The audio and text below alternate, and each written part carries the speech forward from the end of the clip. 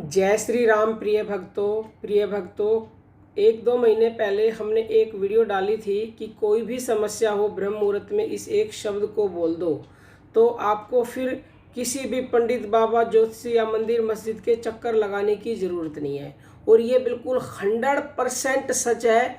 जिसने भी उस वीडियो को सुना है तो उसको पता चल गया होगा कि हमने उसमें क्या बताया। और नहीं सुना है तो डिस्क्रिप्शन में उसका लिंक देंगे, उस वीडियो को भी सुनना। और आज जो हम बता रहे हैं उसके बाद इस सीढ़ी पर आना, ऐसे करना तो आपको और ज़्यादा लाभ मिलेगा। और ये निश्चित है कि संसार की चाहे कितनी ही बड़ी समस्या हो, कोई भी तकलीफ हो, कोई भी दुख दर्द हो, सब छू मंत्र हो जाएंगे। लेकिन प्रतिदिन ये शब्द आपको बोलना पड़ेगा। जिस शब्द की बात हमने फर्स्ट पार्ट में की थी उसके बारे में भी बात करेंगे।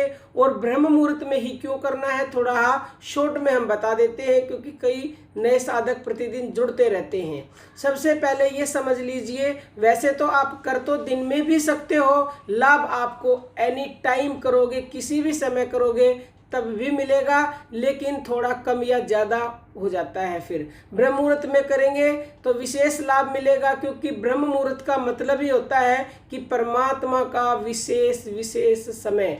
इसमें आपको मुहूर्त निकलवाने की जरूरत नहीं होती। जिस प्रकार कोई भी कार्य करने से पहले मुहूर्त निकलवाया जाता है, और उस निकलवाए हुए समय में जब आप कोई भी काम शुरू करते हो तो उसमें सफलता प्राप्त होती है। लेकिन ये जो ब्रह्म मुहूर्त है ये अपने आप में ही अनबुझ और सर्वश्रेष्ठ मुहूर्त है। यानी कि आप इस समय पर नाम जप करोगे, ये शब्द बोलोगे तो आपको शीघ्र सफलता मिलेगी और अत्यंत गुना ज़्यादा लाभ मिलेगा जो दिन में करेंगे उसकी बजाय। और ये सुबह यानी कि प्रातःकाल 3 बजे शुरू होता है। हमारे ऋषि मुनि 3 बजे अपनी साधना शुरू कर देते हैं और इसी कारण उन्हें अत्यंत गुना ज़्यादा लाभ मिला है और उन्होंने उस परम तत्व परमात्मा को जान लिया है, क्योंकि वो प्रातःकाल ब्रह्म मुहूर्त में साधना शुरू करते थे। तो ये तो बात हुई ब्रह्म मुहूर्त की। अब बात हुई उस शब्द की। तो पहले वीडियो में हमने आपको बताया था कि आपको स्थायी सुख चाहिए, परमानेंट सुख चाहिए, तो आपको वो शब्द बोलना पड़ेगा। क्योंकि अगर आप कोई भी उपाय करते हो, किसी भी मंदिर, मस्जिद, चर्च, गुरुद्वारे, मौलवी के पास जाकर कोई उपाय करवाते हो, तो उस उपाय के करने से आपको कभी भी स्थायी सुख नहीं मिल सकता। अगर मिल भी गया तो थोड़े से दिनों के बाद वो सुख चला जाएगा, क्योंकि आपने उपाय ही ऐसा किया है। लेकिन जो उपाय हम बताएंगे, जो शब्द हम बताएंगे, उससे आपको स्थायी सुख मिलेगा, परमानेंट मिलेगा। एक बार सुख मिलने के बाद खत्म ना हो, उसी को कहा जाता है स्थायी सुख, परमानेंट सुख। तो उस शब्द के बोलने से परमानेंट और स्थायी सुख मिलेगा। पहले पार्ट में बताया था कि राम नाम आपने बोलना है, क्योंकि राम नाम सत्य है। राम नाम, वो राम नाम भक्तों जो रोम रोम में रमण करता है, जो रोम रोम में समाया हुआ है, उस राम नाम की हमने बात की। जिसके लिए तुलसीदास जी ने कहा है, घट में है पर सूझे नहीं, लानत ऐसी जिन तुलसी या संसार को हुआ मोतिया बिंद। तो वही राम नाम बोलने के लिए हमने फर्स्ट पार्ट में बोला था। अब देखो, राम अगर हम कहते हैं तो सिर्फ और सिर्फ ये हिंदुओं के लिए हुआ, क्योंकि ना ही तो मुसलमान मानेंगे, ना क्रिश्चियन मानेंगे, ना सिख मानेंगे। राम को सिर्फ हिंदू ही मानेंगे। तो आप हिंदुओं के लिए राम नाम हुआ। लेकिन आज के पार्ट में जो हम आपको बताएंगे वो सभी धर्मों के लिए है, उसको सभी लोग कर सकते हैं। आपको बोलना क्या है, एक तरह से बोल तो आप राम ही रहे हैं, लेकिन सभी धर्मों के लिए है। अगर कोई अल्लाह को मानता है, कोई गॉड को मानता है, कोई वाहिगुरु को मानता है, वो सभी बोल सकते हैं। बोलना क्या है ये ध्यान कर लीजिए। देखो, हमारी जो प्राण शक्ति है वो दुनिया की सबसे बड़ी शक्ति है। प्राण को ब्रह्म बताया गया है उपनिषद में, तो प्राण ही ब्रह्म है। तो आपको इन प्राणों के साथ ही बोलना है। जैसे जब आप ऊपर श्वास लेते हैं तो आपको बोलना है, जो तू है वही मैं हूँ। इसको आपको ऐसे नहीं बोलना, इसका ये मतलब होता है, यानी कि जो सो की ध्वनि आती है ऊपर श्वास में, सो का मतलब हे मालिक जो तू है, और नीचे जो श्वास आती है वही मैं हूँ, यानी कि जो तू है वही मैं हूँ। तो आपको ऐसे बोलना है कि हे मालिक जो तू है वही मैं हूँ, हे मालिक जो तू है वही मैं हूँ। हे मालिक जो तू है वही मैं हूँ। इससे क्या होगा, देखो मालिक तो सबके लिए समान है, मुसलमानों के लिए भी, क्रिश्चियंस के लिए भी, सिखों के लिए भी, हिंदुओं के लिए भी, सारी दुनिया के लिए मालिक शब्द का प्रयोग किया जाता है। सब कोई मालिक कह सकते हैं, तो ये सब के लिए बराबर हुआ, इसलिए हमने राम नहीं बोला। लेकिन कोई फिर भी अपने इष्ट का नाम लेना चाहता है तो इष्ट का नाम लेके बोल सकता है, वो आपकी मर्जी है।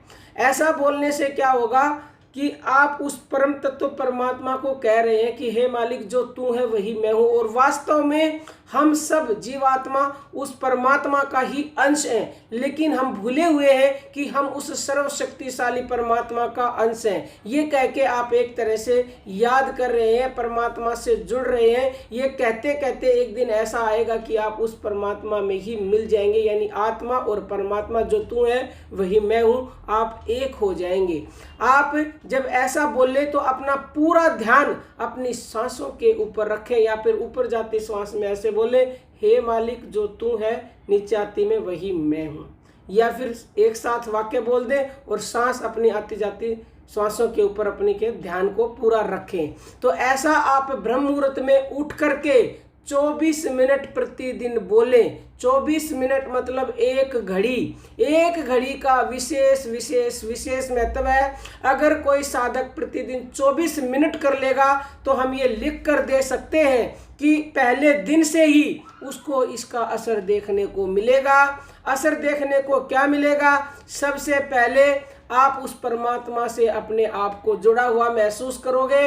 आप अपने आप को अकेला महसूस नहीं करोगे, आपको हर पल हर क्षण परमात्मा का अनुभव आपके साथ होगा। ये कितना बड़ा अनुभव है, आप कल ही ब्रह्म मुहूर्त में उठकर करना और आपको लगेगा कि वो शक्ति मेरे साथ है, मैं अकेला हूँ ही नहीं।